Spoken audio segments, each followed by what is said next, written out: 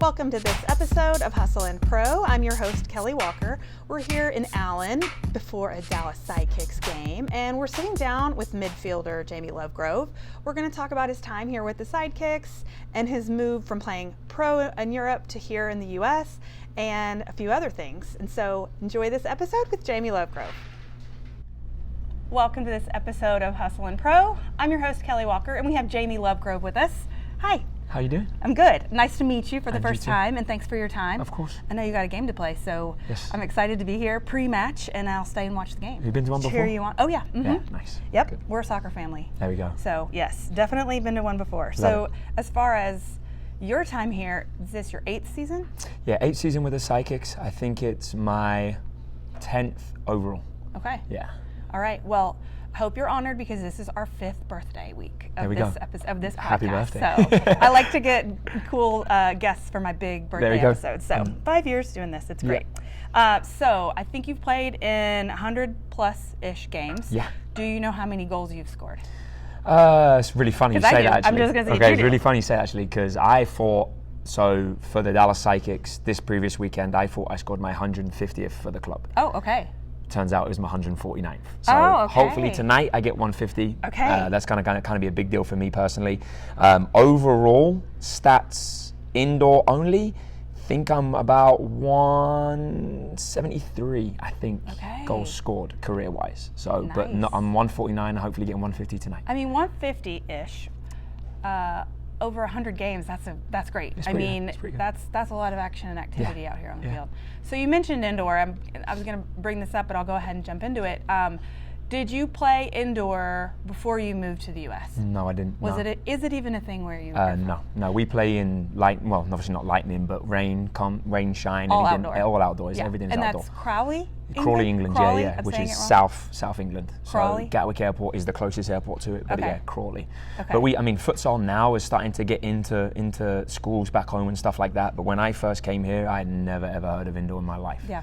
Yeah. That's funny. It's funny how it turns out to be like that, right? I mean, it's like it's different, but it's the same. Yeah. And you mentioned futsal. I was going to ask you have you played futsal? No. So when you talk about the outdoor versus the indoor, like what are some of the different skills that you maybe had to, were you surprised that you needed to brush up on or learn? Or is it really just the same thing? I think the biggest thing in indoor is that you can use the boards. So sometimes when you go into like your 1v1 matchups, you're able to literally use the board as a player. So it's a give and go around the player, stuff like that, your own pass, The biggest thing that I learned real quick, and I was very lucky to play with a lot of veterans in my rookie season, was your subbing. You know, how long you're on the field and how long you're not on the field. And in this game in particular, you can find yourself on the field for too long. And then when you hit your next shift, you are really heavy-legged, you're gassed, and it's stuff like that. There's like a point of... Yeah, it's literally, so we try to do about a minute to a minute and a half. Okay. And then your line partner goes in for a minute and a half. Sometimes you will run threes. So it'd be minute and a half, and then you're almost resting for close to 3 minutes, but then you're back in.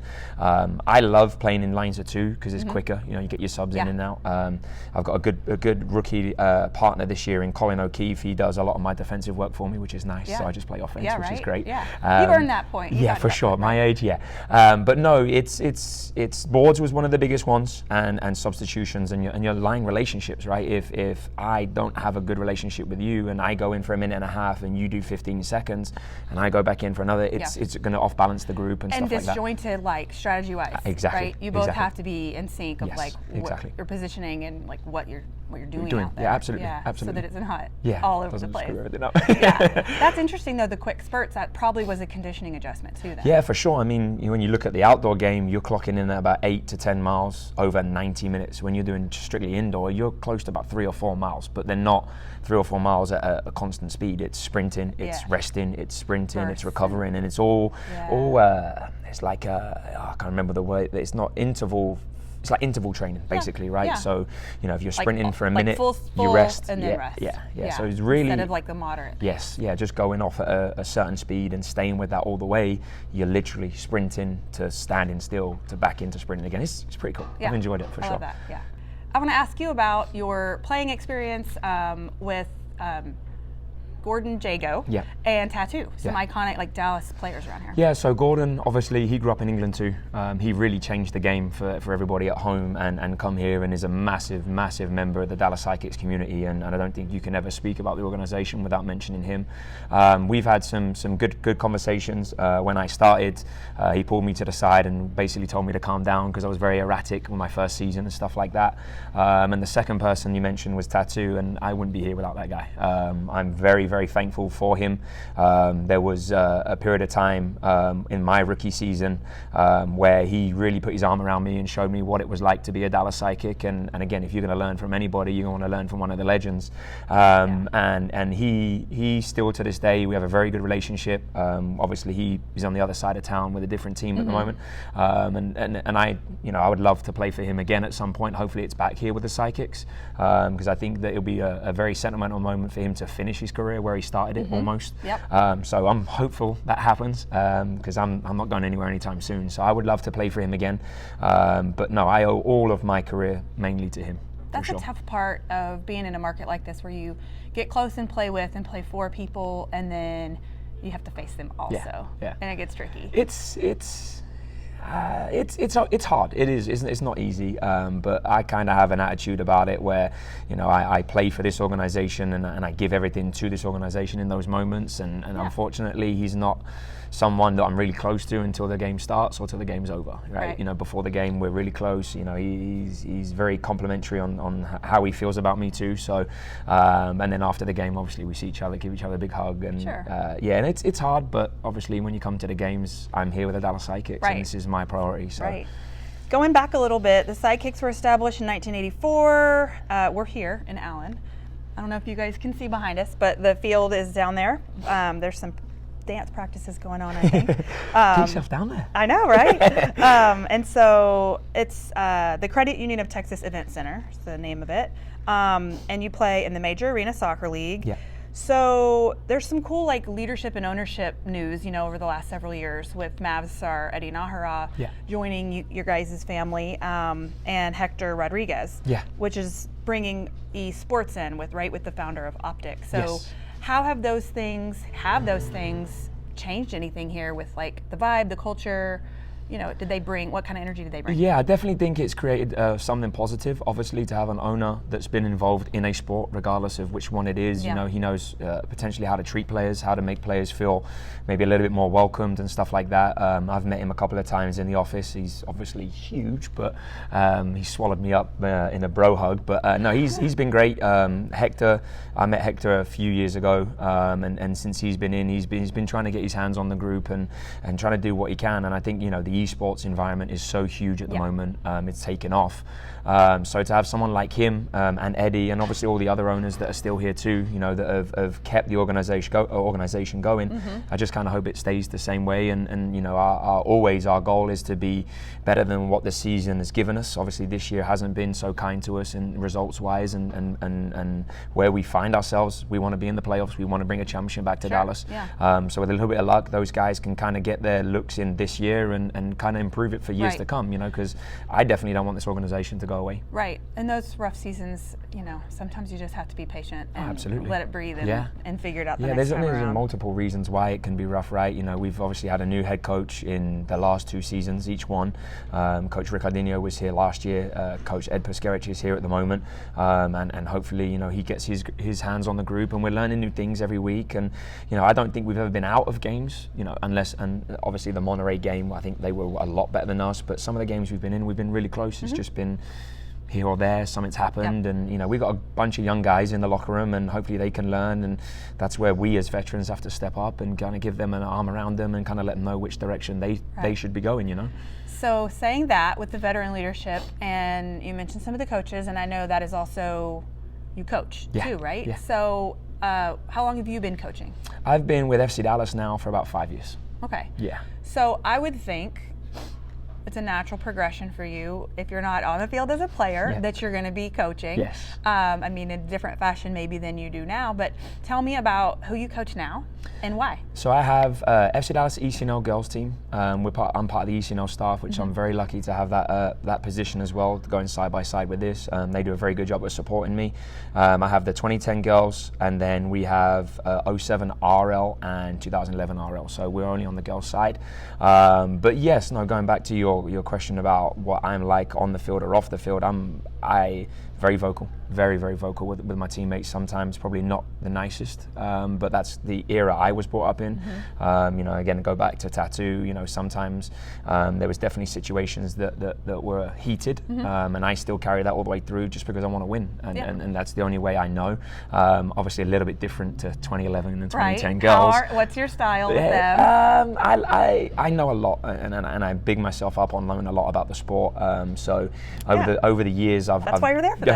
Drastically changed, and not, we call it the word joysticking, where I'm not, out there telling them what to do, how to do it, when to do it, kind of letting them be more freer. And that's changed over the years that I've been with FC Dallas. I've got incredible coaching staff that works with me as well, and there's sometimes like tornado, and that means I'm getting a little bit like too far, and then I have to rein it back down in a little bit. But yeah, no, I mean, I just try to share all my experiences and what I know, because again, these girls could be next US women's national team players and stuff like that. So I definitely have two people. There's Sidekicks Jamie, and then obviously there's FC Dallas Jamie. Do you feel that being around, you said 2010s, 11s, and 07 RL? 07. Yeah. Okay, so that's a range. High school. Yeah, well, I have that range of children in my house. Yeah. I have a 06 and a 10. Yeah. The 06 is a girl. Yeah. Done playing soccer, but the 10 is a boy. Yeah. And we've been in the FC Dallas system before also. But do you think having that experience coaching that level of girls has changed the way you see like the U.S. women's national team and appreciation for that level? Oh, definitely. And I think, women's, I'm a dad of 4 girls as well. So I have all girls in my house, Ooh. So hopefully one of them, can take up it if that's what they decide to do, either way. But, it's been more so since the last few years, especially in England as well as here.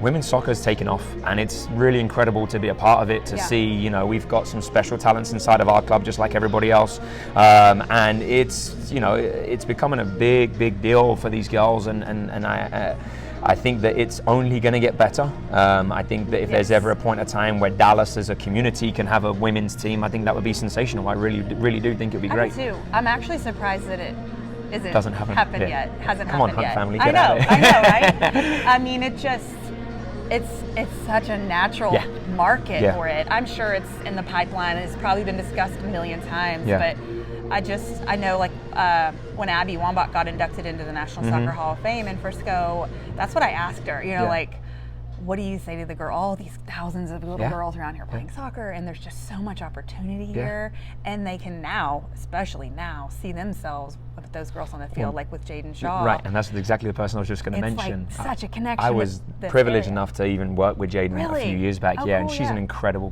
kid, like someone who literally eats, sleeps, and dreams this sport. And now you've got someone that grew up in Frisco, played at FC Dallas, played at Sola, and now is taking off. I mean, was she like the best player in the Gold Cup here recently? I would say, yeah, sure. I think she's got a little trophy too as well. And they won it, obviously, so now our connection towards that is our younger girls and inside of the clubs, and everyone in the area now is, I want to be Jaden Shaw, and that's incredible. It really is. Right. It's great. I love it as a role model for the girls you're coaching and your girls also. Yeah. So your path, I wanted to start with this originally, but we just jumped in and started talking. So I just kind of want to circle back with your path. I talked to a lot of, I mentioned to you earlier, I work with FC Dallas a lot. I don't know, maybe 12 of their players over the years, but a lot of the homegrowns, because I like that part of it. Like when Edwin Cerrillo and Paxton, like talking to them early on. And kind of watching them go along, and Tesho and those guys, and seeing their path. Everybody's a little different. Then you have like the Brandon Cervanias who go college, come back. Like there's such a different path for everybody, and yours is different than a lot because like you know, a lot of people that I talk to, it's like I remember sitting across from Reggie Cannon, and it's like all I want to do is get to Europe and play soccer.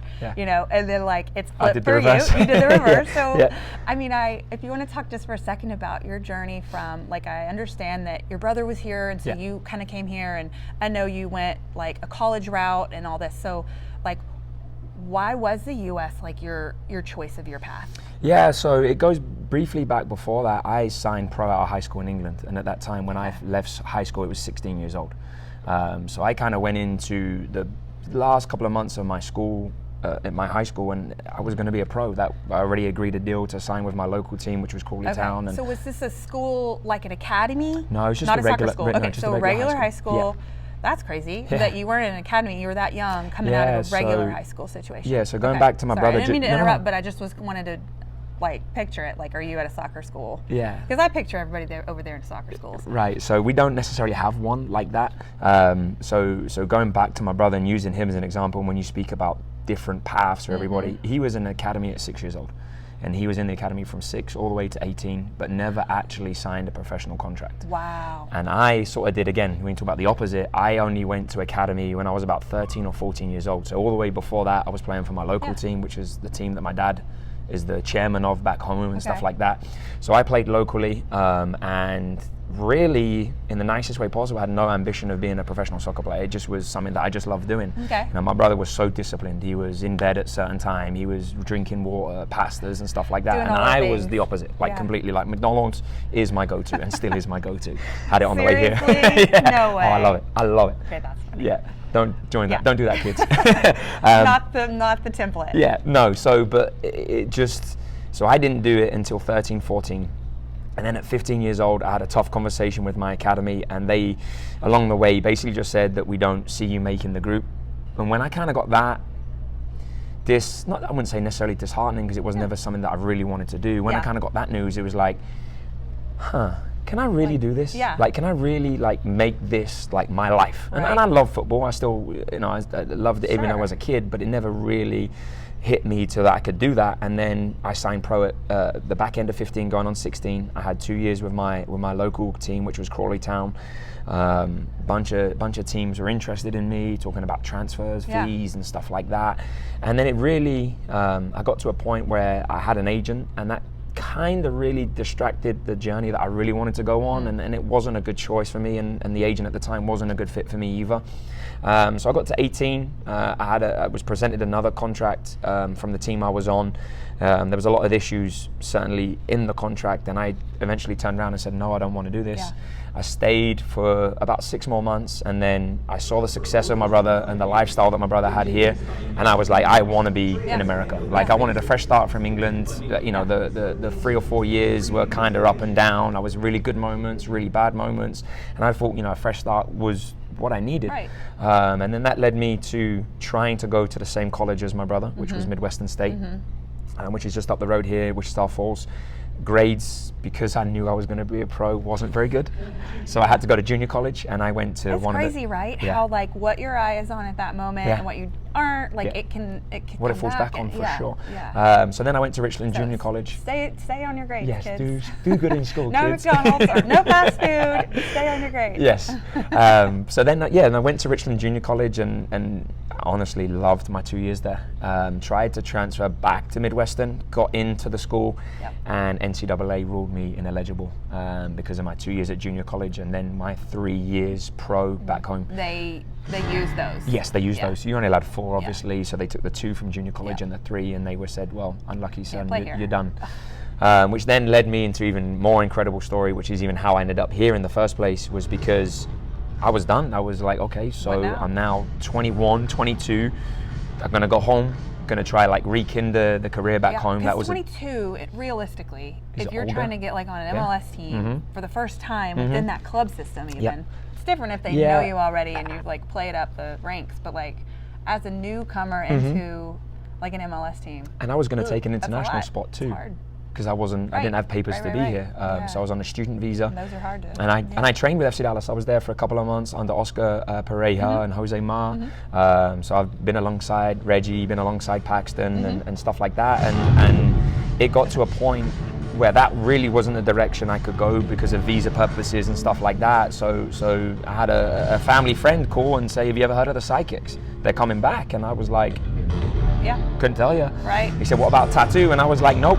And he said, type in Tatu on YouTube and let me know what you think. And I saw like the overhead goal that he scored, and I was like, yes, how do I get there? How do I do this? And then I haven't looked back since. So kind of crazy how it all works out. It is. Yeah. It is kind of crazy. I love it.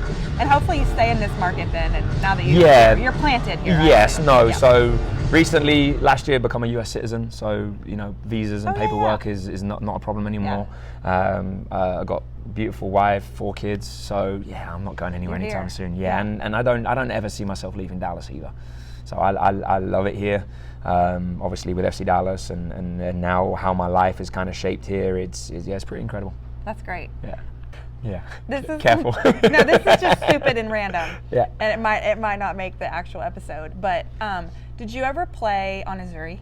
Yes. Do you know what Azuri is? Okay, yes. You did? Yes. Okay. I think my husband played with you. Okay. Or no, not with you, against you. When we're here, depending on how long ago it is, most of the roster he knows, right? From probably playing. What's your husband's name? So his name's Ryan Walker. You don't know him. He just knows he's probably played against you. Yeah. Because like I said, he'll look down and he'll like, oh, I know them. I played against them. And so much so that he knows the nuances of what they're going to do and how they move on the field. Love it. He grew up in Plano, playing soccer, and played in Plano through high school, and that was his his only focus. I met him playing soccer out in college in West Texas. And he didn't go to West Texas A&M, did he? No, we went to Tech. Love it. I was going to say, we don't, us in West Texas, No, he played for the Texas Tech men's club team, Nice. Which was a good team, and it's funny because a lot of those teammates are our friends here now, and so we're very we're like I said, we're a soccer family. And so I was writing down my questions, and he was like, I think I played against him. Did he play for Azuri? I was like, I don't know, I'll ask. We'll see. Azuri, I played so originally, when I played outdoor, it was Legends to start off with. They had a good group of players there. We went to amateur cups and stuff like that.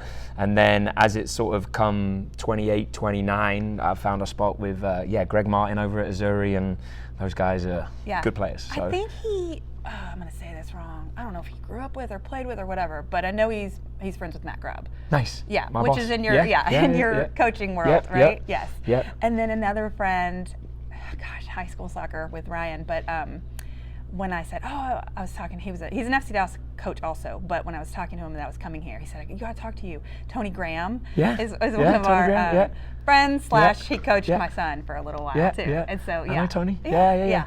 He's Tony's, good soccer people too. 2 boys. I think they might be with Texans at the moment, but they're good lad. I got a lot of time for Tony for sure. We were playing with him at FC Dallas until they kind of made the switch over. Moved on. So he's. I know.